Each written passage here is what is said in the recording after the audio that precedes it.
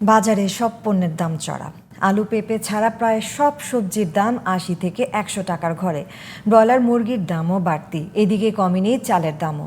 এদিকে নতুন করে ডাল আটার দাম বেড়ে গিয়ে ক্রেতাদের ভোগান্তি বেড়েছে আরও। তবে ইলিশ চিংড়ি সহ বেশ কিছু মাছের দাম কমেছে বলে দাবি বিক্রেতাদের। বাজার ঘুরে রিপোর্ট করেছেন জান্নাতুল ফেরদৌসী। প্রায় ২ মাসের বেশি সময় ধরে বাজারে অস্থিরতা বাড়ছেই, কিছুতেই যেন ক্রেতাদের নাগালে আসছে না দাম।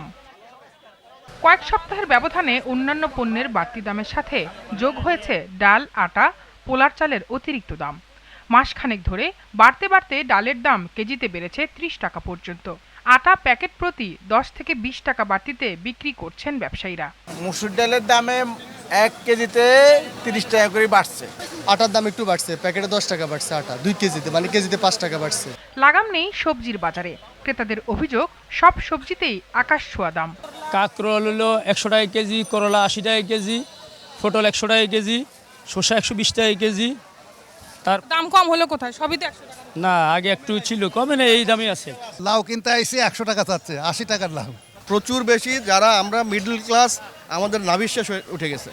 মাছের বাজারেও তেমন পরিবর্তন নেই, তবে ইলিশ চিংড়ি সহ কিছু দেশি মাছের কেজিতে দাম তুলনামূলক কমেছে বলে দাবি করছেন বিক্রেতারা। হ্যাঁ, একটু ইলিশের দাম কিছুটা কমছে, আগে আর ২৫০ টাকা বেশি ২ সপ্তাহ আগে, এখন বেচতে ২২০০।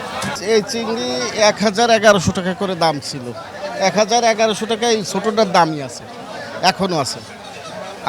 আমি আনছি যে এটা ১১শো টাকা করে। ব্রয়লার মুরগির দাম বাড়তি, কক লেয়ার ও দেশি মুরগি আগের দামেই বিক্রি হচ্ছে বাজারে। গত সপ্তাহের তুলনায় এই সপ্তাহে ৫ টাকা থেকে ১০ টাকা বাড়ছে ব্রয়লারে। দেশি মুরগির দাম কমছে, ৫৫০ টাকা কেজি, আগে ছিল ৬০০, ৫৮০। ব্রয়লার মুরগি একটু বেশি দাম, যাক এখন খাইতে হবে। নিত্যপণ্যের বাজারে অস্থিরতায় বিপাকে পড়েছেন মধ্য ও নিম্ন আয়ের মানুষ। সরকারের কড়া মনিটরিং ছাড়া এ অস্থিরতা নিয়ন্ত্রণে আসবে না বলে মনে করেন অনেকেই।